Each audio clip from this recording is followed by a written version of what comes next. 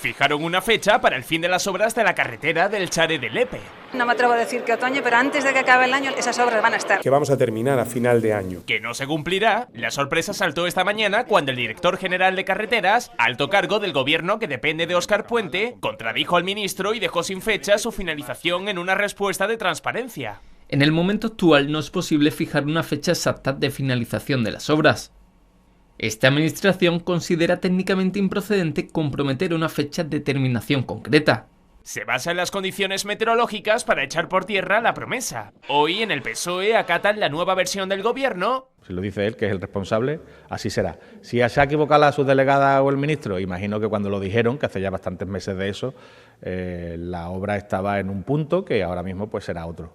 La respuesta llega tras 2 meses de peticiones del Grupo Azahara que el Ejecutivo no respondió. El responsable de carreteras admite no poder aportar datos más precisos.